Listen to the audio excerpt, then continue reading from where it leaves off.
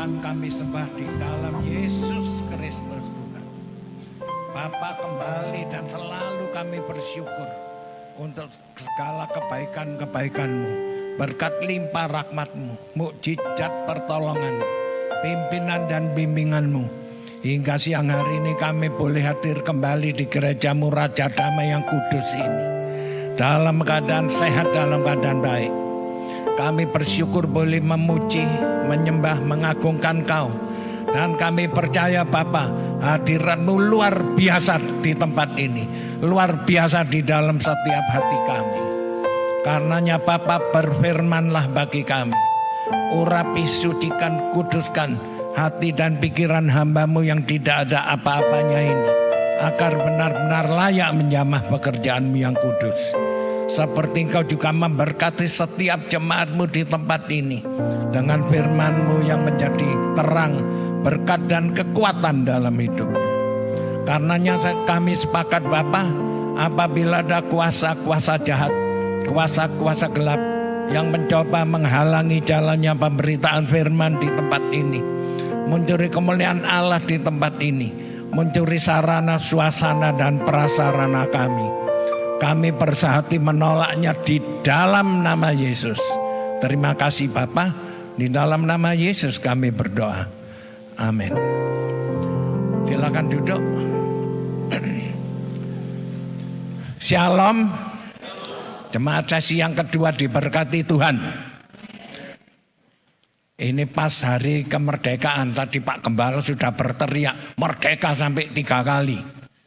Saya percaya kita pun dimerdekakan dari segala beban, masalah, penyakit, persoalan, apapun Tuhan. Apapun yang kita hadapi, kita pasti menang. Walaupun kita kadang disepelekan, diperlakukan semenang-menang, dizolimi, tapi kita punya pembela yang luar biasa. Kita belajar pembela yang luar biasa, terambil dari Kitab Kejadian pasal 21 ayat 14 sampai ayat 21. Kitab Kejadian. Saya rindu untuk membaca silih berganti.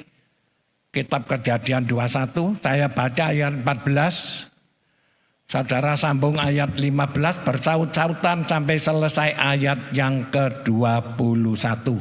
Kitab Kejadian pasal 21. Keesokan harinya, pagi-pagi Abraham mengambil roti serta sekirbat air dan memberikannya kepada Hagar. Ia meletakkan itu beserta anaknya di atas bahu Hagar. Kemudian disuruhnya perempuan itu pergi. Maka pergilah Hagar dan mengembara di padang gurun Berseba. Lanjut. Ketika air yang di Kirbat itu habis, dibuangnyalah anak itu ke bawah semak-semak. Dan ia duduk agak jauh, kira-kira sepemanah jauhnya. Sebab katanya, tidak tahan aku melihat anak itu mati. Sedang ia duduk di situ, menangislah ia dengan suara nyaring. Allah mendengar suara anak itu. Lalu malaikat Allah berseru dari langit kepada Hagar, katanya kepadanya, apakah yang engkau susahkan Hagar? Janganlah takut, sebab Allah telah mendengar suara anak itu dari tempat ia terbaring. Bangunlah, angkatlah anak itu dan bimbinglah dia, sebab aku akan membuat dia menjadi bangsa yang besar. Lalu Allah membuka mata Hagar sehingga ia melihat sebuah sumur. Ia pergi mengisi kirbatnya dengan air, kemudian diberinya anak itu minum. Allah menyertai anak itu sehingga ia bertambah besar. Ia menatap di padang gurun dan menjadi seorang pemanah. Maka tinggallah ia di padang gurun Paran. Dan ibunya mengambil seorang istri baginya dari tanah Mesir. Amin. Kita melihat satu kejadian yang tertulis dengan jelas di Alkitab kita. Tentang siapa? Yang mau dirasani lho sapa? Abraham, Sarai, Hagar dan Ismail, betul? Nanti kita perhatikan di sini. Kita kembali ke ayat yang 14 dulu. Saya tak cerita sedikit latar belakangnya ini. Nanti di rumah dibaca aja lengkapnya. Bagus cerita ini. Menjadi renungan bagi kita supaya kita bisa lebih menempatkan diri. Gitu loh ya. Allah itu berjanji kepada Abraham dan Sarah bahwa Abraham akan punya anak di hari tuanya. Betul ya, mungkin tahu cerita ini ya. Tetapi Sarah kan gak percaya. Bagaimana bisa punya anak, aku sudah mati haid, sudah tua. Tak mungkin lah, pugonen lah. Gitu. Tapi bagi Tuhan tidak ada yang mustahil. Jadi kalau firman Tuhan, saudara jangan bilang gak mungkin. Bagi kita tidak mungkin, bagi Tuhan tidak ada yang mustahil. Oke lah, kalau seandainya cuma di situ masalahnya. Tapi ini yang luar biasa. Ya kok bisa ini si Sarah ini. Nah sekarang saya mau tanya dulu sebelum ngomong Sarah. Hagar ini siapa? Ya apa-apa, janda apa-apa. Siapa Hagar ini? Loh kok pelan-pelan jawabnya, sungkan dah. Apa-apa? Pembantu. Apalagi yang jawab? Sembarang lah pokoknya gitu ya. Kita lihat dulu penjelasannya. Kejadian 16 ayat yang ketiga. Betul, yang ngomong pembantu itu betul. Tolong ditayangkan aja. Kejadian 16 ayat 3. Lihat penjelasannya ini di Alkitab ini. Jadi Sarai, istri Abraham itu mengambil Hagar hambanya. Tadi yang ngomong pembantunya.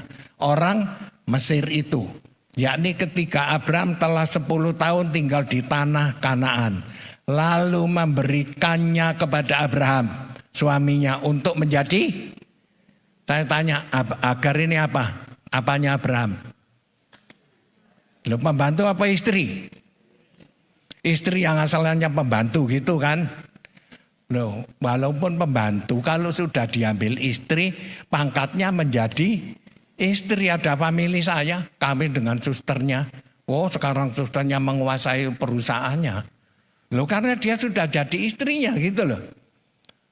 Yang saya heran, tolong nanti kembali ke 21 tadi, ayat yang ke-14. Yang saya heran di sini, yang jadi perhatian saya, Sarah ini loh. Loh kok ya bisa? Dia punya pembantu, diambil dikasihkan suaminya untuk menjadi istrinya. Loh aku sing bingung di sini aku.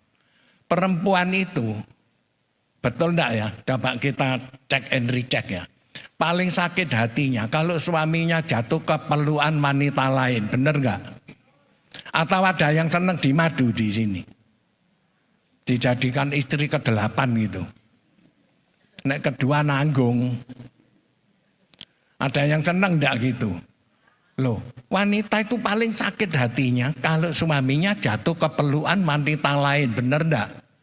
Sampai siapa itu penyanyi ngomong sakitnya tuh di mana sakitnya?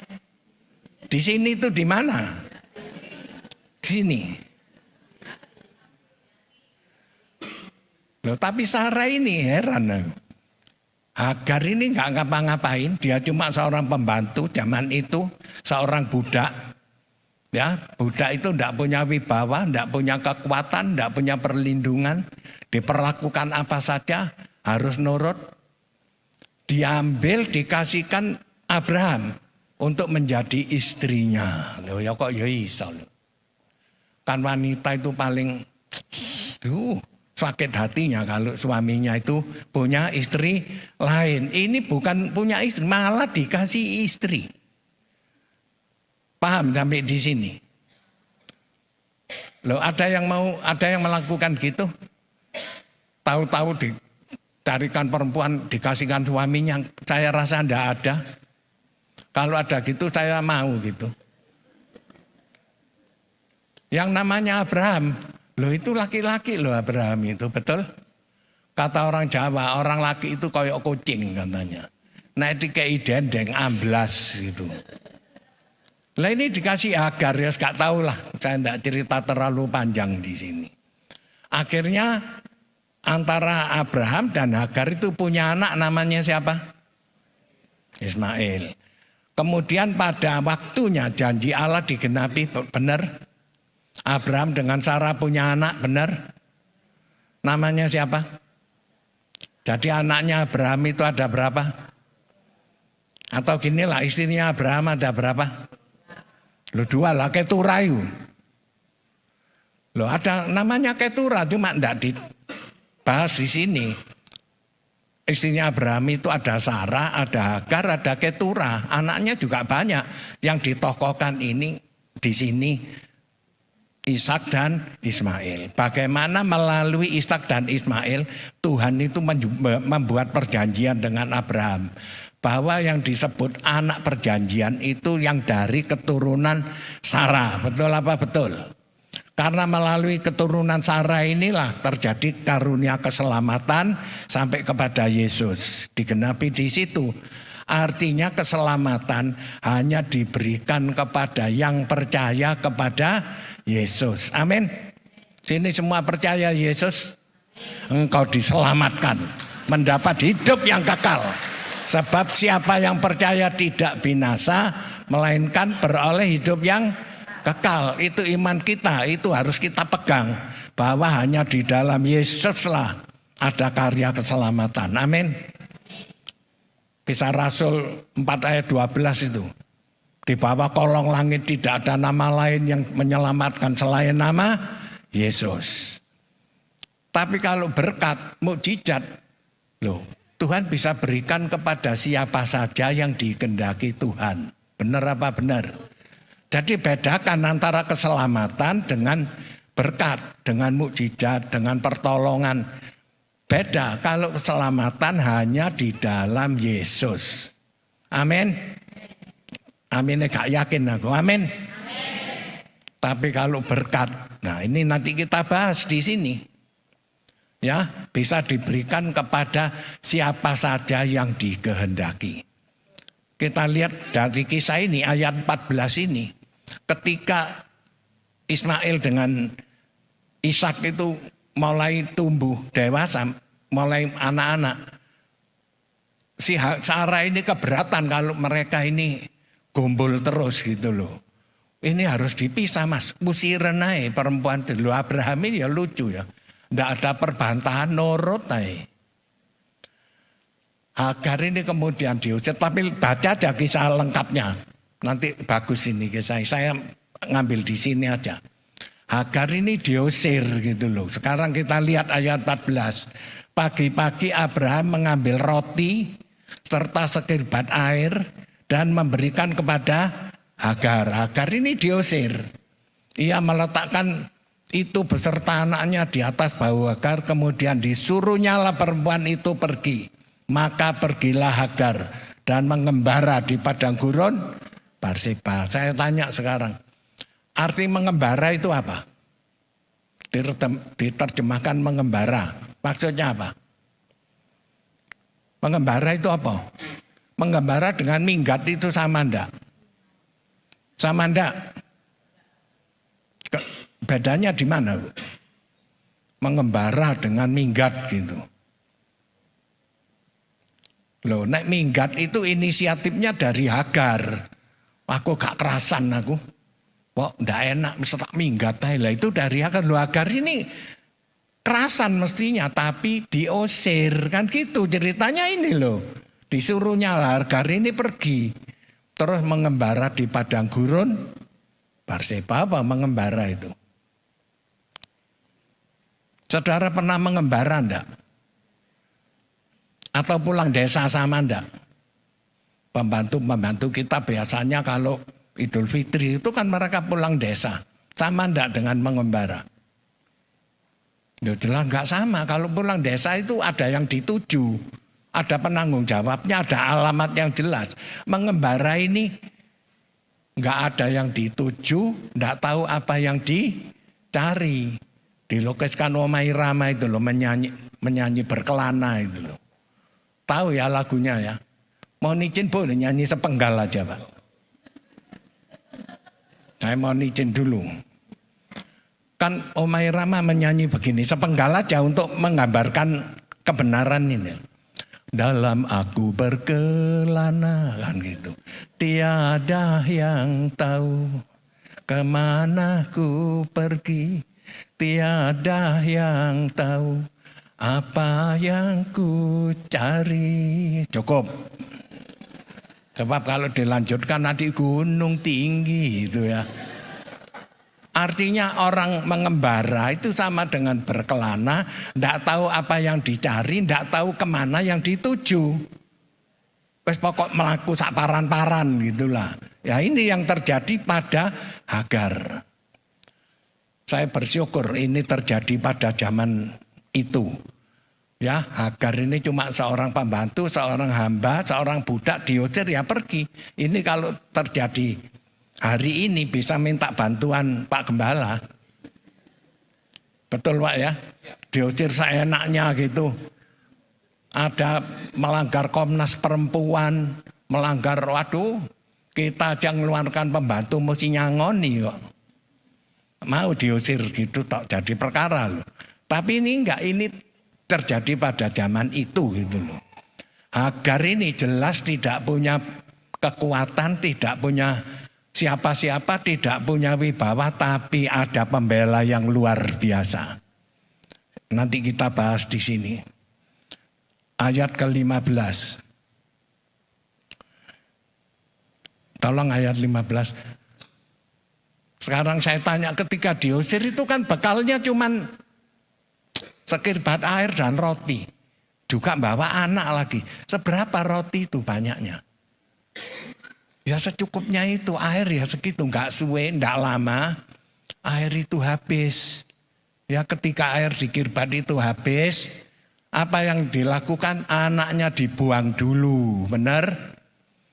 Loh, saudara kalau menghadapi satu keadaan yang darurat, yang diselamatkan dulu itu diri kita gitu loh. Anak ini dibuang, ayat ke-16, coba. Anak itu dibuang di bawah semak-semak. Ada orang ngomong, loh Hagar ini gak cinta anaknya. Bukan, saya tidak menilai begitu. Karena itu keadaan yang darurat, jadi Hagar harus menyelamatkan dirinya dulu. Karena itu anaknya yang jadi beban ini dibuang di bawah semak-semak. Ini membuktikan Hagar ini cinta dengan anaknya. Tidak dibuang sembarangan, sak gon-gon gitu, enggak. Dibuang di bawah semak-semak supaya apa? Terlindung, betul? Di tengah padang gurun itu, waduh, panasnya kayak gitu loh. Ini dibuang di bawah semak-semak supaya terlindung. Loh, saya menilai di sini bukan gak sayang anaknya, keadaannya darurat. Karena itu dibuang di bawah tempat yang terbaik di padang gurun gitu loh kesimpulannya. Dan setelah itu apa ditinggal? Loh, lihat ayat ini ke-16. Ia duduk agak jauh kira-kira sepemana jauhnya. Ditunggoni, didelok anak itu, dilihat anak itu. Terus apa dia ngomong? Tidak tahan aku melihat anak itu. Apa yang ada di pikirannya Hagar? Ismail pasti. Lo pasti mati lo, itulah ayatnya jelas itu. Iya kan? Anak itu ditinggal terus dia ngomong. Tidak tahan aku melihat anak ini mati. Berarti di pikirannya Hagar, Ismail pasti mati. Betul? Lo di tengah padang gurun loh. Ya bukan kejadiannya di Tunjungan Plaza gitu masih enak. Ini di tengah padang gurun. Dibuang, tidak ada bekal, tidak ada siapa-siapa. Nggak ada perlindungan. Loh apa yang ditunggu? Kan cuma menghitung hari, detik demi detik. Betul? Ismail ini pasti mati. Setelah Ismail mati, Hagar juga pasti mati kan gitu ceritanya ini. Tetapi seperti saya katakan tadi, sekalipun kau jemaat Raja Damai, aku percaya jemaat yang dikasihi Tuhan. Sekalipun engkau kadang-kadang mengalami tindakan semenang-menang, engkau dikucilkan, engkau dizolimi, istilah sekarang bully. Dibully itu di apa nih, Pak? Ya dibully, dipersekusi, diperlakukan semenang-menang. Jangan putus asa, jangan membela kejahatan jangan melawan kejahatan dengan kejahatan. Serahkan kepada Tuhan, karena Tuhan adalah pembelamu yang agung. Serahkan kepada Dia, pembalasan itu haknya Tuhan. Berseru kepada Tuhan, tolong Yesus, tolong Yesus. Saya banyak kesaksian, kejadian Yesus menolong luar biasa. Ini buktinya ini loh. Dibuang di bawah semak-semak, kemudian ditunggu, dianggap gak lama Ismail ini mati. Lalu menangislah ia dengan suara nyaring. Yang nangis ini siapa? Loh, tinggal loh, ayat berikutnya loh. Ayat 17. Allah mendengar suara anak itu. Yang nangis siapa? Ismail yang nangis. Ya. Anak ini menangis dan Allah mendengar suara anak itu. Lalu malaikat Allah berseru dari langit kepada Hagar. Katanya, apakah yang kau susahkan Hagar? Janganlah takut. Sebab Allah telah mendengar suara anak itu dari tempat ia terbaring. Lihat, membela kita. Kalau dulu Allah itu membela Hagar, hari ini Tuhan membela kita, jemaat Raja Damai. Apapun masalahmu, apapun bebanmu, apapun masalahmu, tepat hari kemerdekaan, engkau juga dibela luar biasa. Engkau dimerdekakan. Apa saja yang kau perbuat berhasil dalam nama Yesus. Lihat ini buktinya. Allah mendengar suara anak itu, lalu malaikat Tuhan berseru dari langit. Sekarang saya tanya, Tuhan masih berseru enggak sama kita hari ini? Oh, Tuhan tetap menyertai kita, kasih setianya untuk selama-lamanya. Hanya ada orang-orang tertentu yang tetap punya karunia ini, mendengar suara. Bukan teriak-teriak dari langit, seperti di BCI. Saya sih tidak mengalami begitu. Tuhan tetap bicara, kadang hati ini diberi harus begini, diberi petunjuk gitu loh. Tapi zaman itu malaikat Allah berseru dari langit. Jadi kalau nanti saudara pulang, dengar suara dari langit mengaung-ngaung, itu bukan suara Tuhan. Itu Pak RT pengumuman besok pagi kerja bakti gitu loh. Ya, jadi jangan dianggap semua suara yang dari langit itu dari Tuhan, bukan. Tempat saya Pak RT kalau mengumumkan kerja bakti, aku tuh penduduk gitu, mau mengaung-ngaung dari langit. Tapi ini lihat katanya. Apakah yang kau takutkan Hagar? Betul? Yang kau susahkan Hagar? Kenapa sih Gar sampai niki Gar kan gitu. Janganlah takut. Perkataan jangan takut diulangi di Alkitab tidak tahu berapa kali. Banyak sekali. Ada pendeta cerita berapa ratus kali gitu loh Pak. Mungkin pendeta ini agak ngangguran ngitungi terus. Sebab Allah telah mendengar suara anak itu dari tempat ia terbaring. Tuhan tahu apa penderitaannya Hagar. Apa yang terjadi pada Hagar. Bagaimana dia ini diperlakukan semenang-menang, diusir seenaknya. Tapi Tuhanlah pembela yang luar biasa. Karena itu jemaat yang dikasihi Tuhan. Kalau mungkin hari ini, saat ini engkau mengalami kayak model begini. Engkau disepelekan, gak salah disalah-salahkan, dikucilkan, dizolimi. Jangan membalas kejahatan dengan kejahatan. Berseru kepada Tuhan. Tuhanlah pembelamu yang luar biasa. Pembalasan itu haknya Tuhan. Amin. Kita lihat apa yang Tuhan lakukan. Jadi kalau Tuhan itu ngomong, Tuhan pasti bertanggung jawab.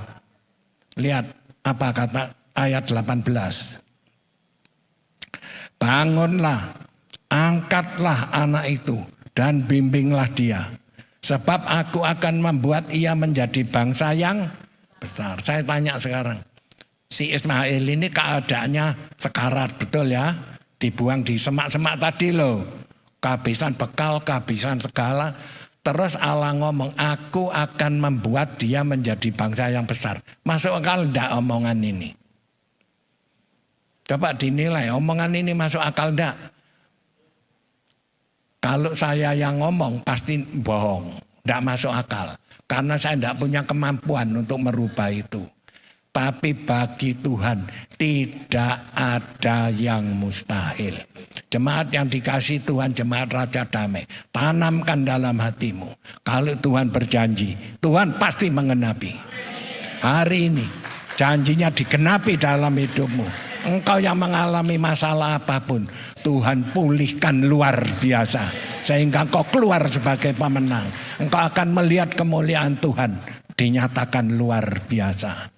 Lihat janjinya. Anak yang sekarat, Tuhan janji aku akan membuat dia menjadi bangsa yang besar.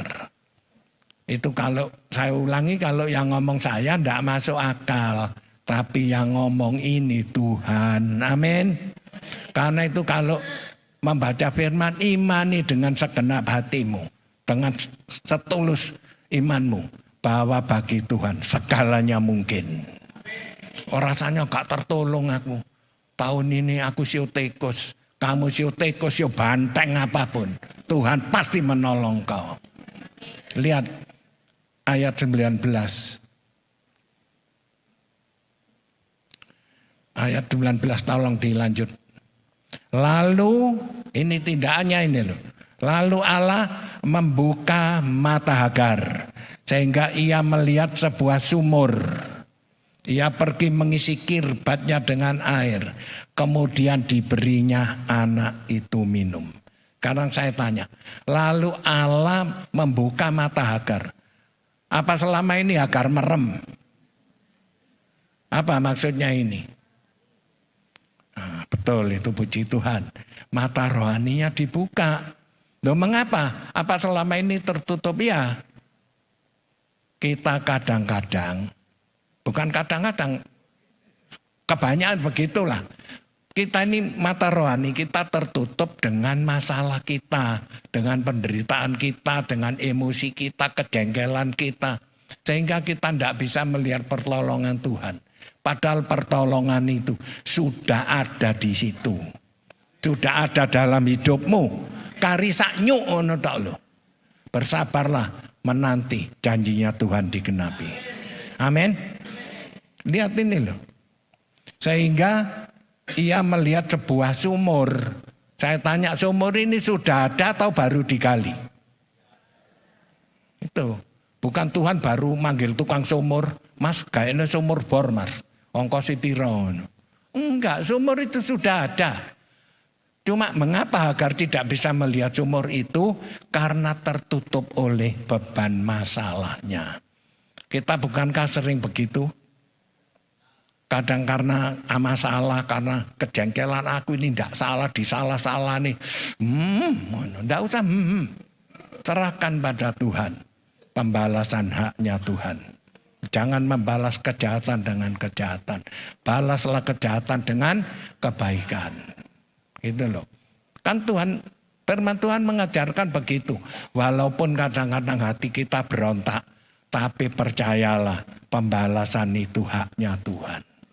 Kalau Tuhan yang melakukan, tidak ada yang mustahil. Kita melihat, setelah Hagar itu melihat sumur, otomatis dia mengisi kirbatnya dengan air, betul? Terus diberinya anak itu minum. Saya tanya, Ismail jadi mati enggak? Lo tahunya dari mana? Diberi minum. Lo lihat ayat berikutnya, ayat 20. Allah menyertai anak itu. Ini pas di hari kemerdekaan. Saya tegaskan dari mimbar ini. Allah menyertai semua jemaat Raja Damai. Seperti menyertai anak itu. Engkau dipulihkan luar biasa.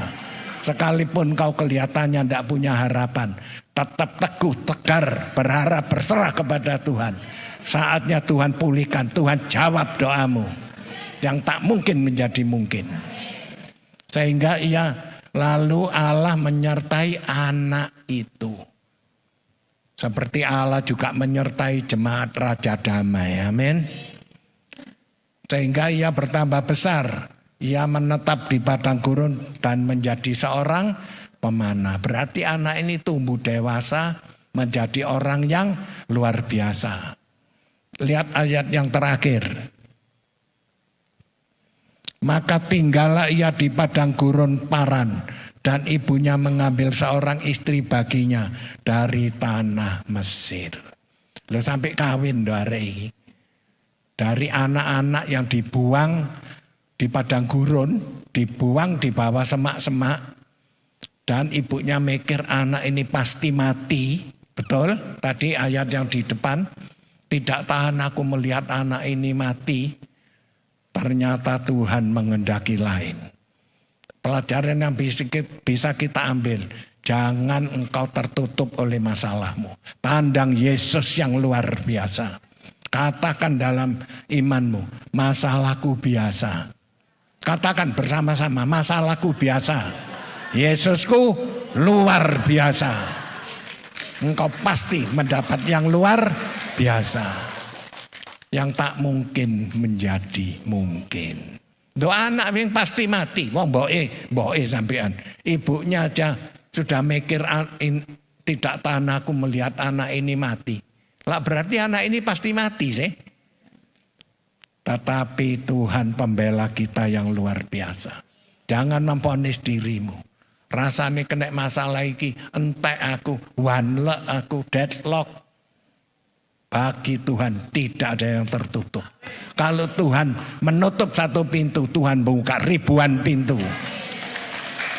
Bagi Tuhan pasti ada jalan keluar. Kita yang percaya kepada Yesus pasti punya jalan keluar. Engkau pulang dari tempat ini, apapun masalahmu, engkau pasti mendapat kemenangan. Lihat seperti Ismail ini loh, anak yang mestinya mati menjadi bangsa yang besar. Amin. Melihat sumur, jangan tertutup oleh masalahmu. 1 Korintus 10 ayat berapa itu? 12. Masalahku masalah yang biasa, tidak melebihi kekuatanmu. Dan Tuhan pasti memberikan jalan keluar sehingga engkau dapat menanggungnya. Amin. Jemaat Raja Damai, pulang dari tempat ini, segala masalahmu dipulihkan luar biasa. Seperti Tuhan menolong Ismail, Tuhan juga menolong jemaat Raja Damai. Sekarang, besok, sampai selama-lamanya. Tuhan memberkati. Mengangkat pujian darimu, kami bait kudusmu. Sebagai bukti karyamu, nyatakan kau besar dan hidup. Berlari sampai tujuan, berlari sampai